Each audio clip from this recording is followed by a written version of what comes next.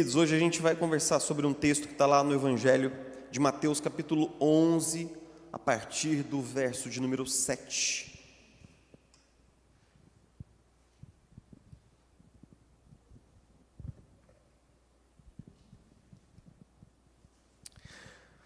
Mateus 11, 7.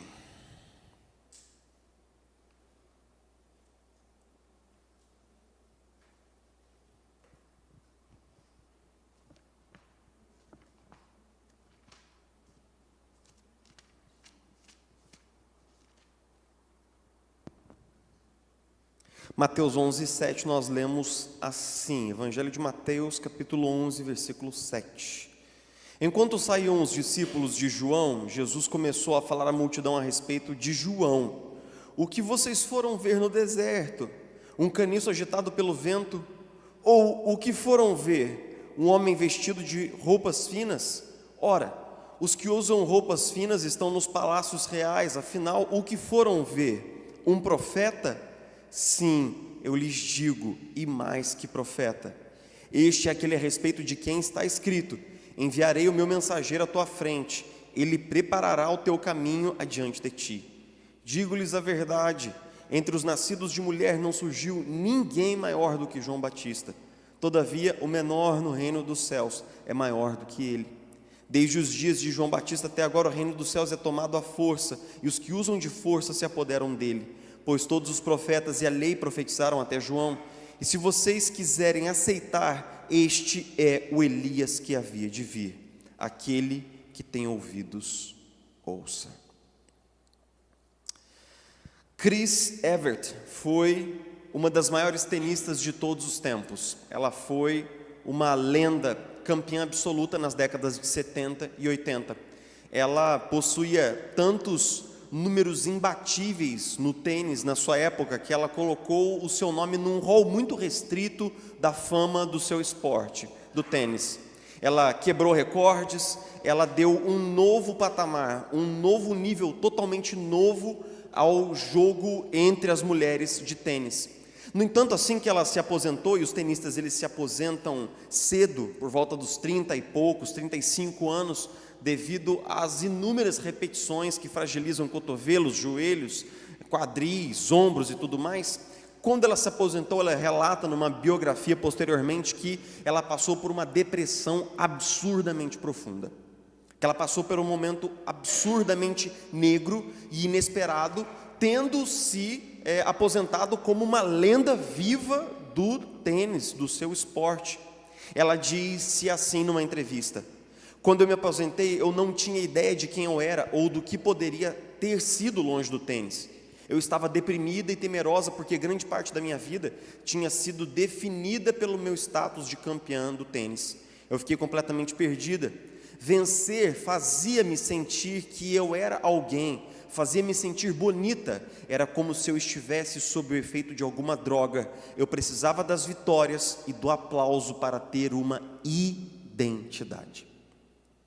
Quanta coisa profunda e séria num texto tão pequeno. Note, ela diz assim: eu precisava dos aplausos, eu precisava das vitórias para ter uma identidade, para ser alguém e para sentir que eu era alguém. Os nossos avós, os nossos bisavós, eles lutaram para ter melhores condições de vida. Eles lutaram para ter uma casinha melhor, para dar melhor condição aos seus filhos. Eles lutaram para ter coisas boas na vida. Eles lutaram pelo sucesso em determinada perspectiva, porque os nossos bisavós, eles estavam muito satisfeitos com quem eles eram, com o seu senso de pertencimento da família, e a nossa geração, talvez da década de 50 e 60 para cá, nós fomos sendo bombardeados por uma ideia, a ideia de que ser bem-sucedido não é só a questão de nós fazermos algo com excelência, de alcançarmos determinado tipo de bem-estar ou de conforto material, mas você precisa ser bem-sucedido para ser alguém. Se você não for bem-sucedido, você é um João ninguém. Não é assim que a nossa cultura se refere a pessoas que não têm um traço marcante, um status de sucesso? João ninguém. Note que nós não estamos só dizendo que essa pessoa não alcançou determinado nível de proficiência na sua carreira ou na sua profissão. Nós estamos dizendo que ela não tem identidade. Nós estamos dizendo que ela não tem direito de ter sequer um nome, é um João ninguém. E esse é o problema dessa narrativa dominante de sucesso, dentro da qual nós estamos mergulhados diariamente. A grande questão é que quanto mais eu medito sobre isso, mais eu descubro que pessoas que buscam muito intensamente esse tipo de sucesso, elas vão encaminhando suas vidas para uma rota certa de fracasso. E eu vou explicar um pouco nos próximos minutos como isso acontece. Essa busca doentia pelo sucesso acaba acarretando um trilho, uma rota infalível de fracassos na vida de muitas pessoas. Então cuidado com a definição de sucesso que você tem na sua cabeça. Ela pode matar você, pode matar seu casamento, pode matar seus filhos, pode levar você a experimentar um fracasso irreversível, o tipo de fracasso que vai jogar você na lona, sem forças para ficar de pé de novo. Cuidado, porque uma falsa definição de sucesso é a rota mais segura para um tipo excruciante, doloroso de fracasso. O Evangelho de Mateus é um evangelho no qual frequentemente eu leciono, prego, porque ele trata alguns temas muito pungentes, sobre eles todos, essa figura de Jesus como o grande Messias prometido. Nesse texto aqui em especial, o contexto desse texto é que João, primo de Jesus, o Batista, estava preso. E da prisão, Jesus envia alguns mensageiros para ter uma espécie de uma reunião formal com Jesus.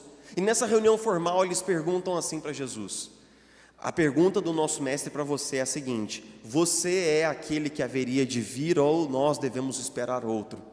Note que João Batista foi o primeiro a reconhecer Jesus publicamente como o Messias. No Evangelho de João, ele diz assim que ele apontou para Jesus e disse assim: esse é o Cordeiro de Deus que tira o pecado do mundo. Eu vi o Espírito descendo sobre ele em formato de pomba.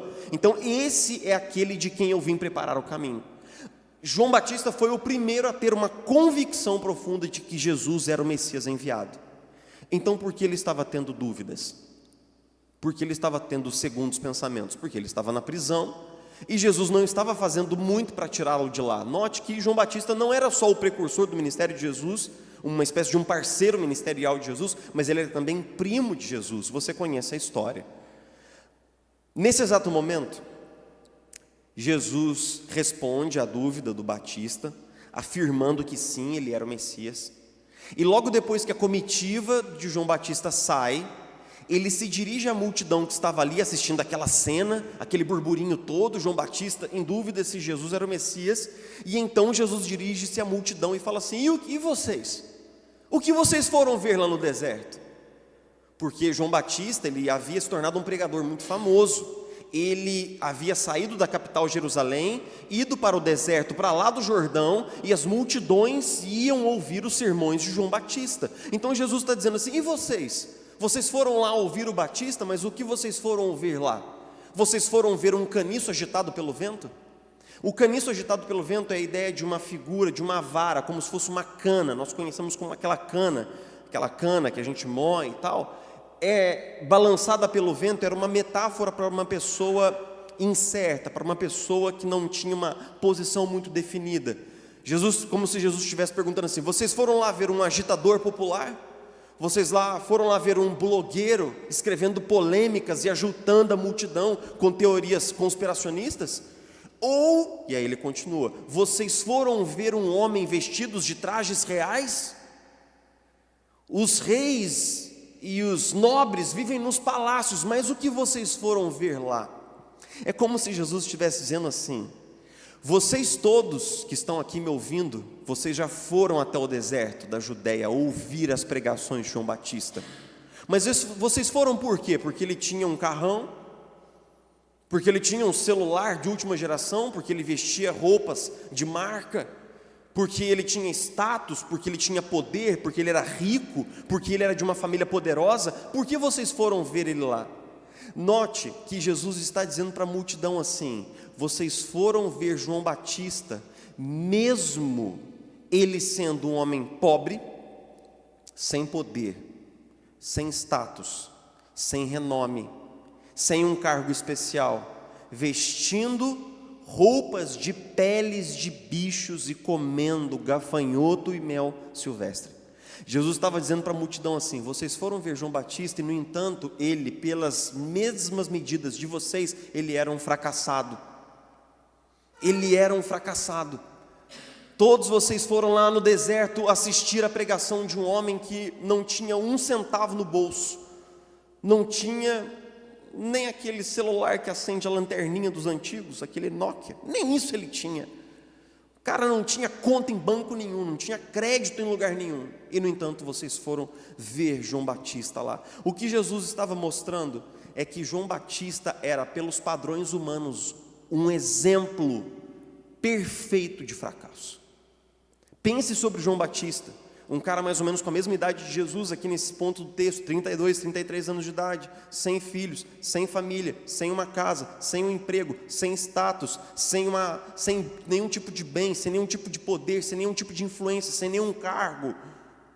João Batista era um absoluto fracassado pelos padrões da multidão que estavam aqui diante de Jesus. E Jesus confronta aquela multidão com essa realidade. A sociedade do tempo de Jesus tinha suas métricas de sucesso, e João Batista não correspondia a nenhuma delas. Mas e as nossas métricas de sucesso? E as métricas da nossa geração? O desejo de ser próspero, de ser bem-sucedido e de poder desfrutar do fruto do seu trabalho é um desejo humano profundo e é absolutamente genuíno. Ele é conhecido desde a antiguidade. É claro que todos nós que nascemos de famílias pobres, nós queremos dar um melhor futuro para os nossos filhos. É claro que todos nós queremos ter uma boa televisão em casa, morar num lugar bacana, todos nós queremos ter algum tipo de sucesso. Mas o que é que mudou nos últimos anos? O que mudou é que na antiguidade, desde o tempo antigo até a Idade Média e o comecinho da Idade Moderna, um pouquinho antes da Revolução Industrial, você poderia ser um poeta, ser um soldado, ser um camponês, ser um agricultor, ou você podia ser um nobre, mas havia uma noção geral de que todos esses elementos, esses papéis, eles eram importantes para a sociedade, e de que não havia nenhum sentido que todos fossem nobres, que todos fossem ricos, porque alguém precisava arar o campo, alguém precisava cuidar das vacas, alguém precisava escrever poesia. Então havia na sociedade uma certa generosidade em aceitar que pessoas que vinham de nascimentos diferentes teriam níveis diferentes de riqueza, de sucesso, de prosperidade, e que isso não fazia do camponês alguém menos digno. Esse é o ponto. O camponês, o pobre, ele era visto com dignidade na Idade Média, pelo nobre, pelos religiosos, pelo clero, por todos. Ele não era visto como alguém fracassado, ele era visto como alguém que fazia uma função importante na sociedade. E foi isso que mudou com a Revolução Industrial. Com a Revolução Industrial, a impressão que dá é que não deve haver pessoas, por exemplo, que trabalham em cargos de menos complexidade, que ganham menos, porque isso significa ser alguém de fracasso, significa ser alguém que não alcançou sucesso, e é justamente aí que se estabelece socialmente um grande tipo de opressão psicológica sobre nós. Um filósofo suíço que eu respeito muito, chamado Alain de Botton, ele diz assim: numa sociedade tão fissurada com a ideia do sucesso, se você não alcança o sucesso, você continua sendo um João ninguém. Nós só somos alguém a partir do momento em que eu me estabeleço como bem-sucedido na minha área. E é por isso que a nossa luta é mais do que pelo ganha-pão, não é verdade? Nós queremos mais do que pagar as contas, porque as contas estão pagas. Nós queremos mais do que ter a nossa casinha, o nosso canto, o nosso carrinho, as nossas coisas para ir e vir e dignidade. Nós queremos chegar lá. Chegar lá é o objetivo. Nós somos ensinados a chegar lá. Então, Alain de Botton, nesse livro muito provocativo, chamado Sede de Status, diz assim: a não ser que você seja alguém de sucesso, você não tem identidade. Você não é ninguém. Você não tem nome. E você não tem rosto. E o sucesso na nossa sociedade, ele tem 3 aspectos: bens, dinheiro e status. Você sabe que é alguém de sucesso quando você tem muito dinheiro, quando você tem muitos bens, ou quando você tem um status, uma fama, um renome. E então nós ficamos obcecados com o sucesso. Tim Keller, escrevendo sobre isso, ele diz assim: a sociedade moderna exerce grande pressão sobre os indivíduos para que eles provem o seu valor por meio da conquista pessoal. Não basta ser um bom cidadão ou um bom membro da família. Você tem de vencer, tem de estar por cima, tem de mostrar que é um dos melhores. Então nós somos coagidos, nós somos pressionados a dar sangue, tripa e coração e tudo mais para chegar lá. E se você se recusa a jogar o jogo, você já está fracassado. Se você se recusa a entrar na corrida, você já é um João ninguém, você já é uma Maria ninguém. Nós precisamos provar a nós mesmos. Então nós precisamos ter uma visão bastante crítica, porque muitas vezes, para nós alcançarmos o sucesso, nós vamos acumulando uma série de fracassos. Como funciona isso? Imagine que você e eu, todos nós temos 10 fichas nas mãos. E essas 10 fichas são os nossos recursos limitados de tempo e energia. Então você tem 10 fichas e você precisa distribuir essas fichas com muita sabedoria, porque você tem um cônjuge, você provavelmente tem filhos, você tem pais, você tem família, você tem muitos papéis sociais. Mas essa cultura diz assim: coloque todas as suas fichas na carreira. Não coloque nenhuma ficha, coloque assim uma só para o seu cônjuge, porque deve ser o bastante, um restinho de tempo para ele, para ela. Coloque meia ficha para o seu filho, coloque 0,25 ficha para a sua própria saúde, coloque 0,1 ficha para Deus, porque Deus compreende, Ele é magnânimo, Ele é bondoso.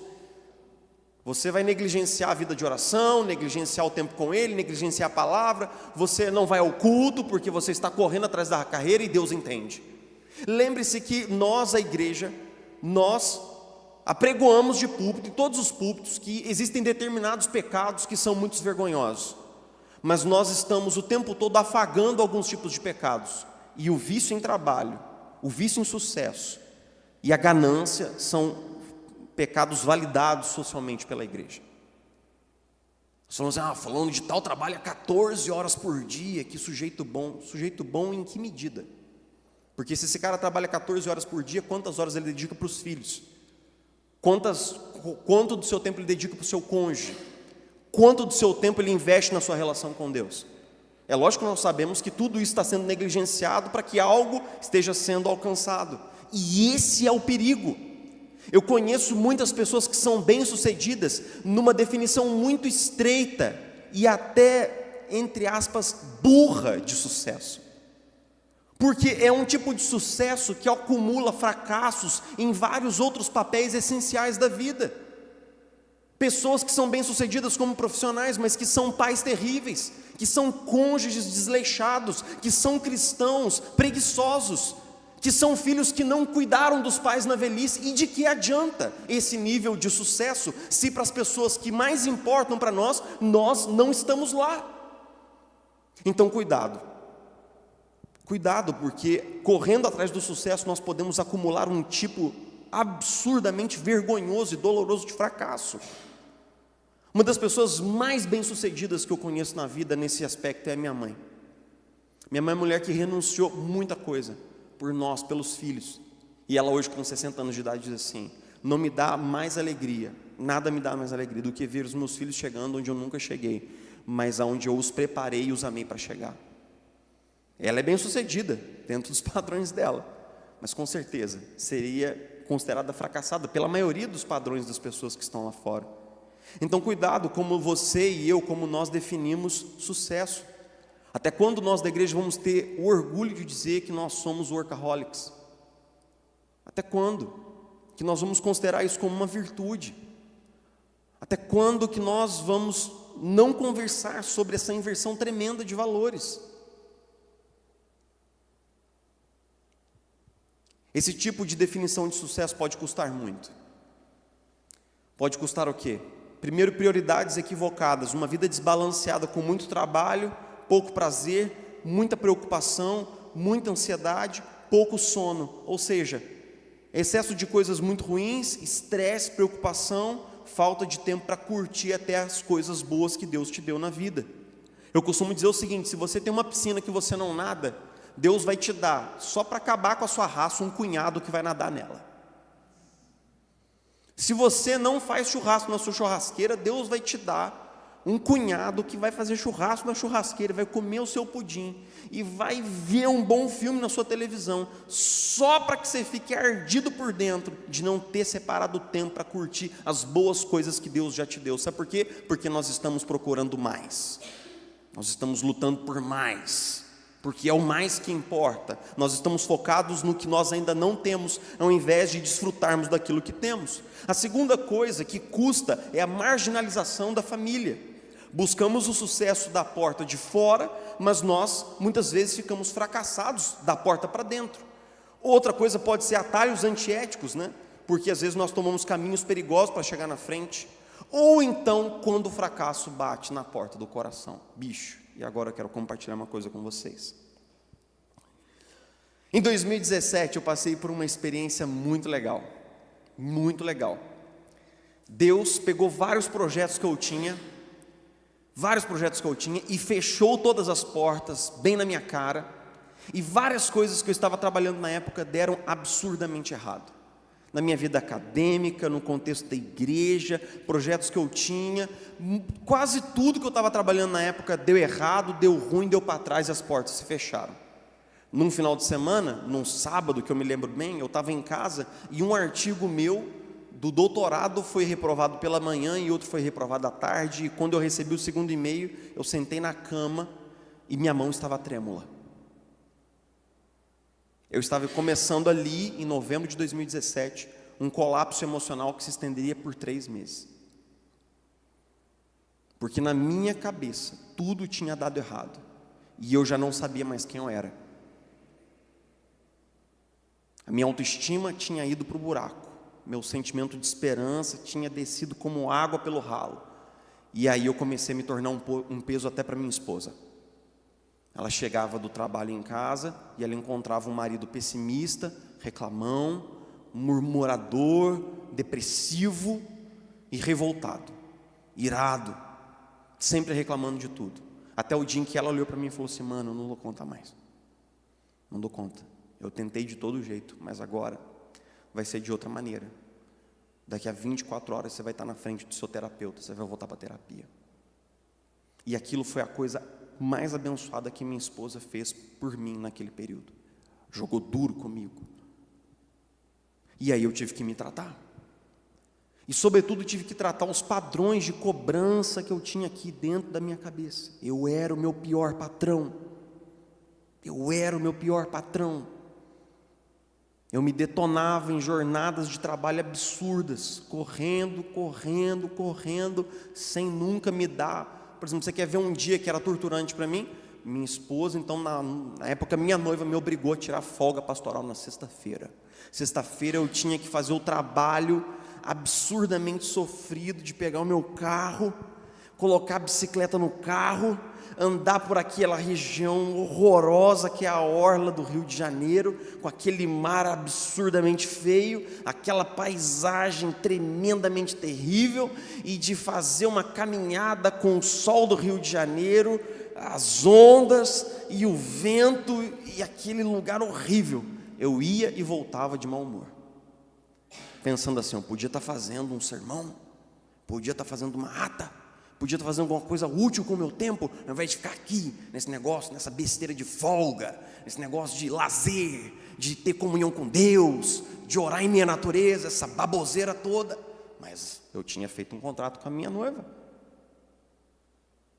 E ali, meu amigo, era no fio do bigode o negócio ali, não dá para, entendeu? Não dá para relativizar. Foi um tempo muito difícil. Sobretudo porque eu tive que mudar aqui os meus padrões do que significa sucesso. E o que significa sucesso? Quando Jesus nasceu, a mãe de Jesus e a mãe de João se encontraram, as duas crianças no ventre. E o Espírito Santo esteve ali. E o destino de João Batista estava selado. Ele seria o precursor do Messias. Ele seria o cumprimento daquela promessa lá de Isaías 40, que diz assim: voz do que clama no deserto, endireitai o caminho do Senhor. E foi isso que João Batista fez. Ele sabia que ele era o cumprimento dessa profecia. Ele era o cumprimento da promessa de que o Elias viria. E então João Batista se tornou aquele que dava testemunho de Jesus. Ele veio aplanando o caminho do cenário religioso para que Jesus pudesse entrar e ter um grande impacto. Mas nesse momento aqui, não sei se você nota no texto, não é João que testemunha de Jesus, é Jesus que testemunha de João. Esse é o único trecho dos evangelhos no qual Jesus dá testemunho de quem João é. E Jesus diz o seguinte: o que vocês foram ver no deserto? Um homem bem-sucedido? Um homem rico? Não. Vocês foram ver um profeta. E eu digo, muito mais do que um profeta, porque dos nascidos de mulher nunca nasceu ninguém maior do que João Batista. Essa frase salta aos nossos olhos. Dos nascidos de mulher nunca houve ninguém maior do que João Batista. Ele é aquele de quem promete a Escritura, voz do que clama no deserto. Se vocês têm ouvido para ouvir, ouçam. Esse é Elias que haveria de vir. Jesus diz que na medida do reino de Deus, João Batista está ranqueado lá em cima. E note como Deus ele é um pouco subversivo na maneira como ele avalia as coisas. No ponto de vista humano, João Batista estava aqui, para baixo desse tapete.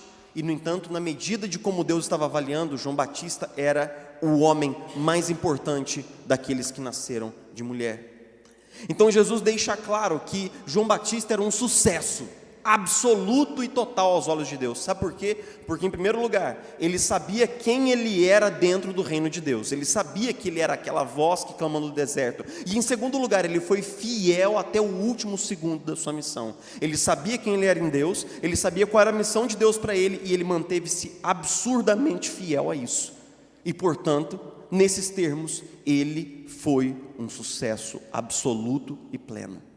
Pense comigo um pouquinho sobre Jeremias, chamado desde a infância para ser um profeta que testemunharia para a geração mais dura, de coração mais endurecido, cruel e perverso do povo de Israel. Ele pregou durante 40 anos, ele não converteu uma alma sequer com a sua pregação.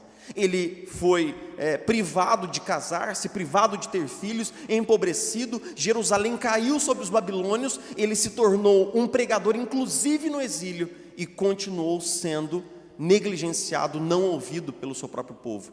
Eugene Peterson, comentando a vida de Jeremias, diz assim: em um determinado sentido, Jeremias é o homem mais fracassado da Bíblia, numa determinada medida. Mas de uma outra perspectiva, ele permaneceu fiel durante 40 anos, fazendo aquilo que Deus o chamou para fazer, embora não tenha alcançado resultados. Então, de uma outra perspectiva, ele é o homem mais bem sucedido da Bíblia. Porque note que o sucesso, ele não pode ser medido igualmente para todos nós.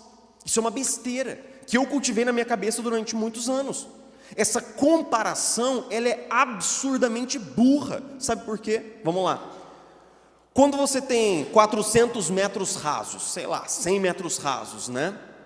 Os caras, eles estão competindo debaixo das mesmas condições de tempo, se chove para um, chove para todos. Eles estão competindo na mesma pista, eles estão competidos todos saindo do mesmo ponto de largada, e então tem sentido ter um pódio no final, porque eles estão competindo, teoricamente, sob condições iguais.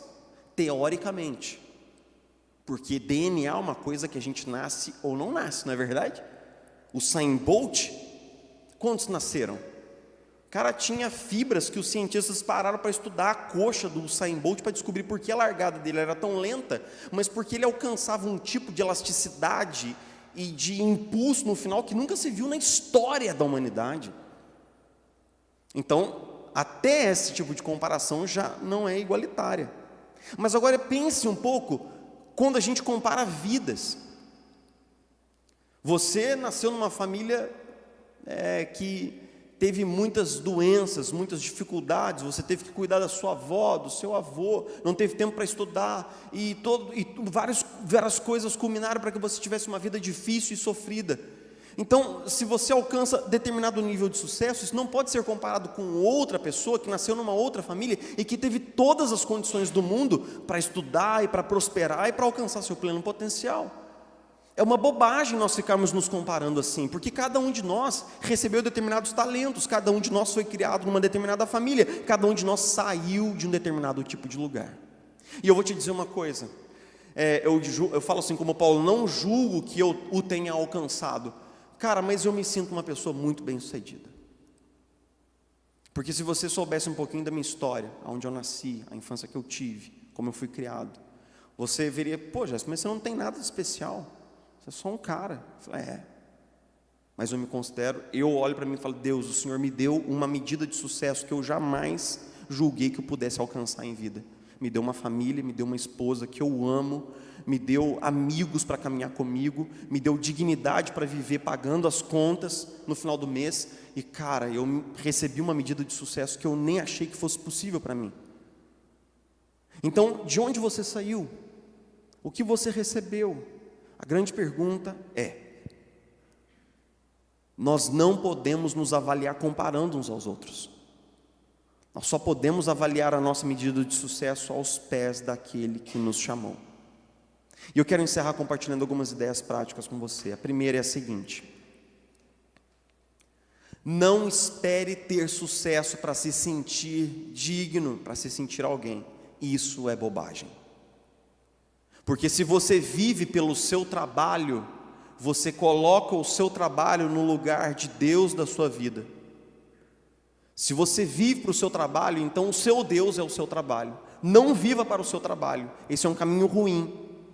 Isso vai destruir muitas coisas ao longo da sua vida, e talvez você só perceba quando já não houver mais tempo de reparar algumas coisas, de emendar algumas coisas que foram ficando pelo caminho e pela jornada.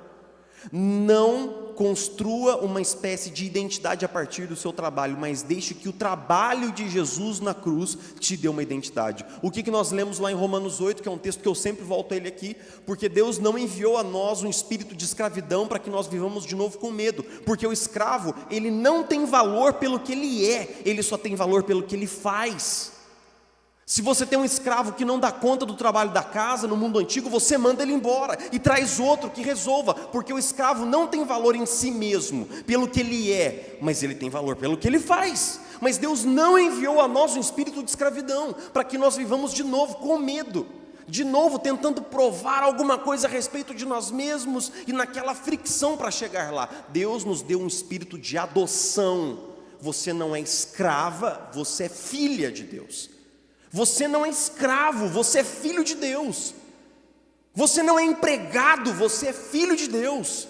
E o filho, ele é filho porque ele é filho. Isso é intrínseco, está nele, é o que ele é. O filho pode lavar a louça, ele pode não lavar a louça. Isso não muda o status do filho. O filho pode tirar 10 na prova, mas pode tirar 0. Mas nem por isso você diz assim, essa criança aqui que tirou 0, não, hoje você não é meu filho, não. Não vem com esse papo de pai para cima de mim. Ele é seu filho.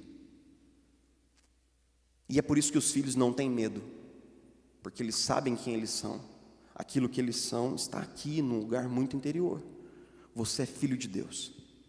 Se você passar por tempos de fracasso, lembre-se disso. Esse fracasso não muda a sua identidade, não tira o seu valor. O que aconteceu foi que algumas coisas deram errado, só isso. Não quer dizer que você é uma má pessoa, que você não presta, que você não vale. Não entre numa crise de valor quando as coisas não derem certo. Porque você não é o que você faz, você é o que Jesus já fez por você na cruz do Calvário. Você é filho e filha de Deus. E a segunda coisa, não busque um plano para construir o seu reino. Isso é bobagem. O nosso reino, meia dúzia de milhões de reais, e uma marca, e um brand, e não sei o quê, a minha empresa, a minha carreira. Não pense assim, o seu reino não é nada. Daqui a 50 anos ninguém vai saber o nosso nome, mas o reino de Deus permanece para sempre. Trabalhe nesse reino. O que Jesus diz? Busque o reino de Deus e a sua justiça, e as coisas serão acrescentadas. Então cuidado para que você e eu não possamos ficar iludidos que um dia nós vamos chegar lá e então nós descansaremos. Descanse agora. Isso nos mostra que o Evangelho muda a nossa concepção do que é sucesso. O Evangelho muda a concepção do que é sucesso financeiro. O que é sucesso financeiro? É viver bem, com dignidade, dentro da provisão de Deus para você numa determinada estação da vida. Não é ter rios de dinheiro, é viver bem, com dignidade, dentro da provisão de Deus para você em determinada estação da vida. O que é sucesso profissional? É fazer o que você faz com toda excelência, para a glória de Deus. O que é sucesso pessoal? É ver a sua família, os seus filhos, sua saúde, seus pais, todos eles sendo amados e amando você. Eu quero dizer que nesses últimos anos, desde que eu tive esse colapso emocional, Deus me ensinou muita coisa. E Deus continua sempre me ensinando muita coisa a respeito de por que eu busquei tão loucamente o sucesso na minha vida, de por que isso me tornou tão doente, tão viciado em trabalho, por que isso me colocou tão fora do prumo. Mas, sobretudo, Jesus tem me ensinado uma coisa: filhos descansam. Filhos descansam. Olha para uma criança, ela não chega para os pais de manhã e fala assim: papai, mamãe, será que vai ter comida hoje aqui em casa? Será que vai ter dinheiro para pagar as contas, papai? Será, mamãe, que tem alguma coisa na despensa para a gente comer?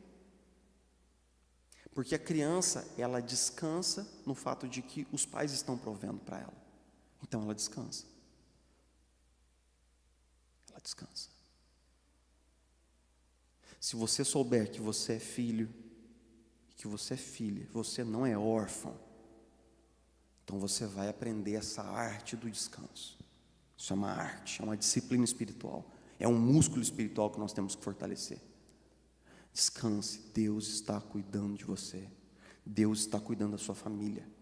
Não há nada que Deus não saiba que é necessário para você conhecê-lo, servi-lo e amá-lo. Então descanse. Descanse no Deus que está cuidando de você. Vamos orar juntos? Jesus querido, muito obrigado porque todo o sucesso que nós procuramos no nosso trabalho, na verdade só pode ser alcançado pelo seu trabalho em nosso lugar, em nosso favor na cruz do Calvário. Senhor, nos envia de volta para o nosso trabalho, para a nossa família, para os nossos estudos, Senhor, desejosos, na verdade, de fazer o nosso trabalho o melhor possível, sobretudo para a sua glória, mas não para que nós possamos um dia chegar lá, porque nós sabemos que em Jesus Cristo nós já chegamos lá, nós já chegamos nesse lugar de descanso, de segurança, de identidade, nós já chegamos lá. Jesus, tem piedade de nós. Nós temos tentado na força do nosso braço, nós temos tentado edificar o nosso reino, mas o que importa é que nós possamos confiar no Senhor e na força do seu braço, e que o Senhor edifique através de nós o seu reino. Senhor, em nome de Jesus, nos dá um genuíno arrependimento, se o trabalho tem sido mais do que meio de provisão e de glorificar ao Senhor. Se ao invés de trabalhar para a glória do Senhor, nós temos trabalhado para a nossa glória, nos dá um genuíno arrependimento. Se o trabalho tem sido um ídolo, uma espécie de Deus ao qual nós temos servido e sacrificado coisas no altar dessa idolatria, Senhor, constrange, quebranta o nosso coração. Isso é pecado, Senhor. Isso te ofende, Senhor. Isso te tira do centro da nossa vida. Isso te tira, Senhor Jesus, do centro do olhar do nosso coração. Senhor, nos conduz de tal maneira que ao trabalhar, ao viver, no lazer, em todas as coisas, nós possamos fazer única e exclusivamente para a sua glória e para o seu louvor. Nos dá descanso em Jesus Cristo. Nós oramos assim no poder que há no nome de Jesus. Amém e amém.